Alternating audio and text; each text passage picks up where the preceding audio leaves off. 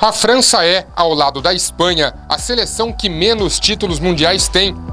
As duas equipes europeias são detentoras de um trunfo em Copas do Mundo FIFA cada uma.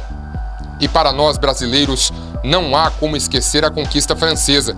A final da Copa de 1998 no Stade de France, no dia 12 de julho daquele ano, deixou uma marca para sempre no futebol mundial.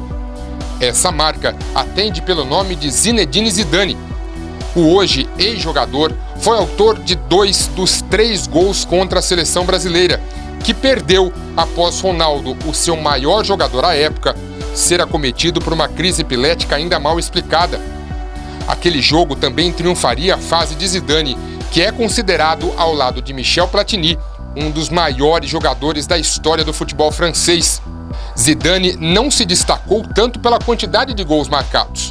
Em 18 anos de história, Zizou, como era conhecido, marcou 159 gols, média de pouco mais de um gol por mês.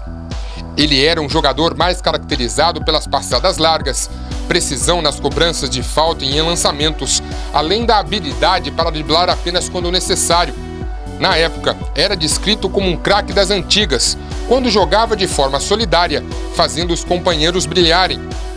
Após vencer o campeonato de 1998, a equipe francesa foi para o Japão e Coreia em 2002 como uma das favoritas. O que se viu foi decepcionante. Nenhum jogo ganho e sequer um gol marcado, e a eliminação veio na primeira fase.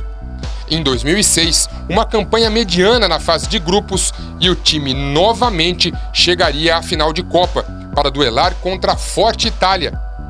Após marcar o primeiro gol da partida com o predestinado Zidane, a França cedeu o empate e acabou perdendo nos pênaltis por 5-3.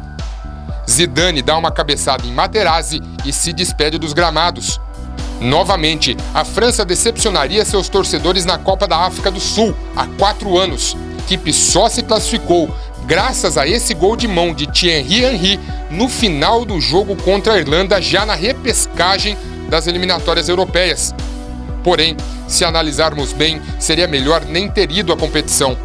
A exemplo do que aconteceu em 2002, a França teve uma campanha pífia e marcou 1 ponto em 3 jogos e nem jogou as oitavas de final do torneio. Mas a disputa francesa não foi só contra os adversários em campo. Os bastidores daquela seleção também foram tumultuados e a lavação de roupa suja foi generalizada na equipe. A tormenta do time refletiu na política do país. Parlamentares franceses ouviram a portas fechadas o técnico da equipe, Raimundo Domenech, que culpou a imprensa pelo fracasso. A FIFA chegou a anunciar que puniria os franceses caso o parlamento interferisse na administração da Federação Francesa de Futebol. Para vir ao Brasil, a França teve de suar a camisa. Na primeira fase da competição europeia, o time se classificou em 2º lugar no grupo da atual campeã Espanha. E só se classificou porque conseguiu reverter um placar de 2-0 contra a Ucrânia na repescagem. No primeiro jogo, a seleção não se encontrou contra os ucranianos, mas contou com a sorte e o talento de alguns jogadores para fazer 3-0 na segunda partida e carimbar seu passaporte para o Brasil. Aqui, a desconfiada seleção está no grupo E. Sua participação começará no dia 15 de junho em Porto Alegre contra a Flaca Honduras. O segundo jogo acontecerá em Curitiba contra a Suíça 5 dias depois. E fechando a fase de grupos, a seleção joga contra o Equador no Maracanã. A equipe já foi convocada pelo técnico Didier Deschamps e conta apenas com 3 nomes de grande destaque: o meia Valbuena do Olympique de Marseille e os atacantes Benzema do Real Madrid e Franck Ribéry do Bayern de Munique.